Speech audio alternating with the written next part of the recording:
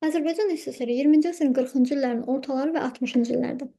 Deməli, bu dövrdə İkinci Dünya müharibəsindən sonra Stalinin şəxsiyyətinə pərəstiş daha da güclənmişdi və Azərbaycanın siyasi, ictimai həyatında ümumiyyətlə ziddiyyətli, mürəkkəb dövr olaraq qalırdı. İkinci Dünya müharibəsindən sonra Stalin burada repressiyaları daha da gücləndirir, sərt rejimi, totalitar rejimi daha da sərtləşdirmişdi. Hakimiyyət təbii ki, Stalin istəklərinə uyğunlaşdırmış Kommunist Partiyası mərkəzi komitələrinin birinci katiblərinin əlində cəmləşmişdi. Yəni Azərbaycanın birinci katib bu dövrdə Mircəfər Bağırov tərəfindən idarə olunurdu. Təbii ki, Stalinin göstərişləri əsasında. Totalitar rejim davam edir. Yəni idarəçi bütün sahələrə sərt nəzarəti özəlində cəmləşdirir və bu proses davam edir. Deməli, burada totalitar rejimin davam etməsində birinci növbədə Stalin, yəni SSRİ-də, Azərbaycanda isə Mircəfər Bağırovun şəxsi nəzarəti altında işləyən Dövlət Təhlükəsizliyi və Daxili İşlər Nazirlikləri mühüm rol oynayırdı. Satqınlıq, adamlara qarşı etimadsızlıq, gizli izləmə, düşüncələrə nəzarət çoxalmışdı. Yəni bu dövr ümumiyyətlə Sovet dövrü hakimiyyətin heç kəsə güvənmədiyi, hamıdan ehtiyat etdiyi, hamıdan şübhələndiyi, yəni güvənin, sevginin, rahatlığın olmadığı bir rejimdir, belə deyək.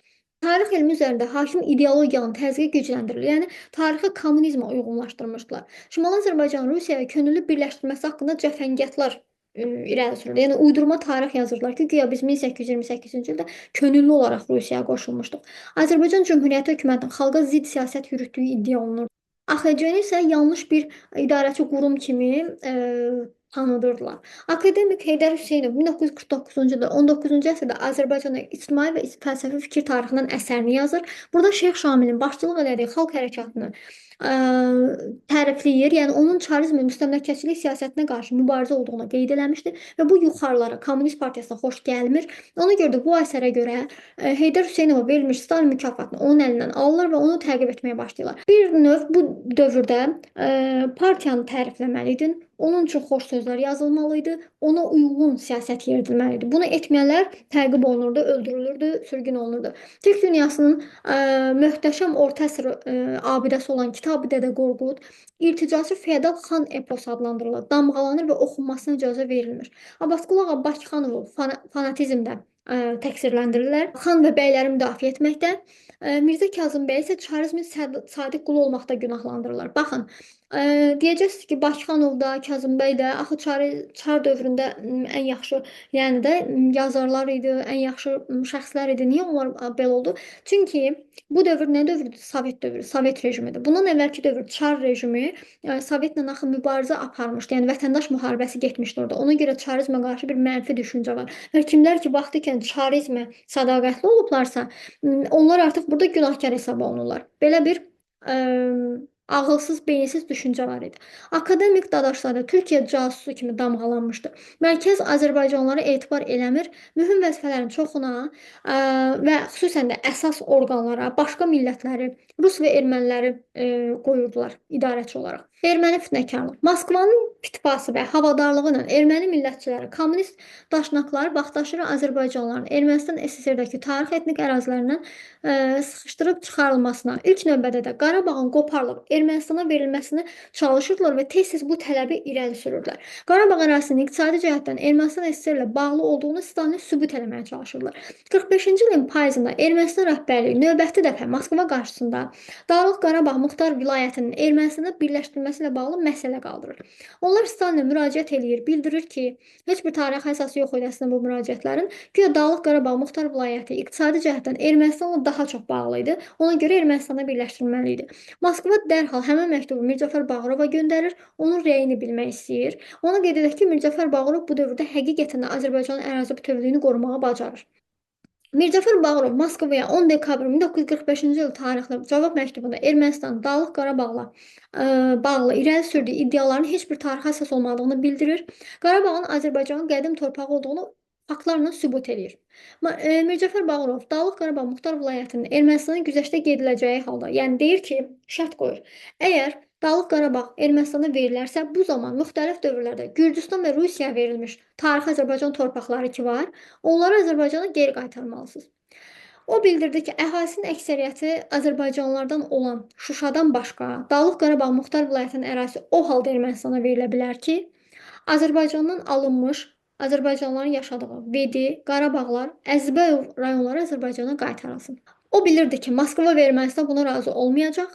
Ermənilərin və havadarların planları pozulacaq, çünki onlar əraziləri geri qaytarmaq istəmirdilər. Problemin nə qədər təhlükəli olduğunu anlayan Moskva onun həllini mümkün hesab etmir və ermənilərin iddialarını rədd edir. Mirzəcəf Bağırov bunu bacarır. 45-ci ilin noyabrında Ermənistan SSR-nin rəhbərliyinin irəli sürdüyü ərazi iddiaları Dağlıq Qarabağ Muxtar Vilayətinin Azərbaycan SSR-nin tərkibində yaradılması ilə barışmadığını, bu ərazinin birləşmək planlarından əl çəkmədiyini göstərir. Azərbaycanlıların Ermənistandan deportasiya olunması, yəni zorla qovulması, bu proses 48-53-cü illərdə olmuşdu. Qarabağ məsələsini xeyirlərinə həll etməyi bacarmır ermənilər və başqa bir fitnəyə əl atır. Ermənistan rəhbərliyi Stalinə Farsda yaşayan 10 minlərlə erməninin vətənlərinə, yəni Ermənistana dönməsi haqqında müraciət ünvanlayır. Və 46-cı ildə SSR Ali Soveti Rəyasət Heyəti xarici ölkələrdə yaşayan ermənilərin Ermənistan SSR-yə köçürülməsi haqqında qərarı qəbul edir. Yəni onlara hə cavabı verir. Bu köçürmə Azərbaycanlıların da oradan boşaldılması hesabına həyata keçirilməlidir. Yəni Ermənistanda olan azərbaycanlılar oradan qovulacaq, boşalmış yerlərə xaricdə yaşayan ermənilər köçürüləcək. Onların fitnəkarlığı ilə 1947-ci ildə SSR Nazirlər Soveti Ermənistan SSR-də kolxozçuların və başqa azərbaycanlıların əhalinin Azərbaycan SSR-nin Kür-Araz ovalığına köçürülməsi haqqında qərar qəbul edir. Yəni Ermənistandan Kür-Araza köçürülməlidirlər. SSR Nazirlər Soveti 48-ci il 10 mart tarixli başqa bir qərarı ilə bu planı həyata keçirmək üçün tədbirlər planı hazırlayır və yəni ki 48-ci ildə onu həyata keçirməyə başlayır. Və 48-53-cü illərdə könüllülük prinsipinə əsasən 100 min azərbaycanlı Azərbaycana köçürülməli idi. Amma təbii ki, könüllü deyildi. Zorla onları buradan köçürürdülər. Ermənistandan deportasiya olmuş, yəni qovulmuş azərbaycanlılar Azərbaycan SSR-nin Kür-Araz ovalığı və digər rayonlarında yerləşdirilirlər. Əslində bu Ermənistanda etnik təmizləmə siyasəti idi ki, 100 min nəfərdən çox azərbaycanlıdan buranı təmizləyirlər. Onları zorla köçürürlər və köçməyə məcbur edirlər. Köçmə nəticəsində çoxlu insanlar ölür. Çünki uzaq yol, uzaq hava şəraiti onların çoxsu heç Azərbaycana gəlib çıxmasına icazə vermir. Çoxsu da gəlir, burada iqlimə uyğunlaşa bilmir. Çünki ən isti yerlərdə onları məskunlaşdırmışlar. Hansı ki, onların yaşadığı yer daha sərin bir mühit idi və bu onların ölümü ilə nəticələnir, yəni məhv olması ilə. Beləliklə, Ermənistanda azərbaycanlıların sayı azalır. Bakıda, Azərbaycanda isə bunun əksinə. Ermənistandan şəhərdə işləməyə gələn ermənilərin hesabına erməni əhalinin sayı günü-gündən çoxalır. Siyasi rejimdə yumşalma. Bilirik ki, 53-cü ildə Stalin ölür. Onun ölümündən sonra Xruşov gəlir hakimiyyətə və Xruşov Mirzəcəf Bağırovu ziyankarlıqda, qüsurlu rəhbərlik metodlarında, kadrlara səmərəli fəaliyyət üçün şərait yaratmamaqda və s. kimi əməllərdə təqsirkar eləyir və vəzifədən kənarlaşdırır. Tezliklə həbs olunur. 56-cı ildə isə onu güllələyir.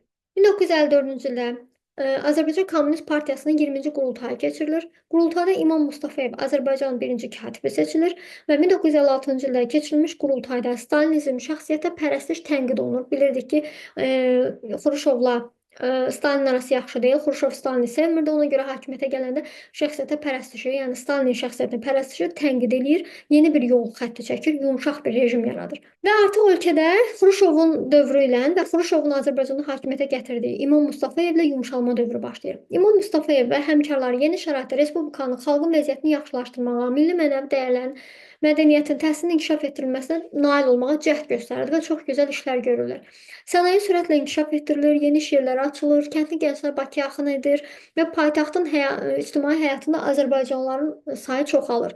Əvvəllər Rusiya, Moskva belə bir bəhanə gətirirdi ki, Bakıda çoxlu millətlər var, beynəlmiləl şəhərdə. Ona görə də onu Moskvaya birləşdirmək istəyirdi.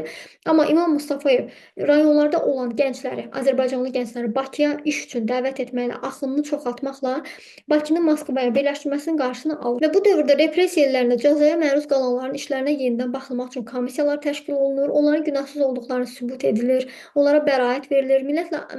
Minlərlə azərbaycanlıların adına xalq düşməni damğası götürülür.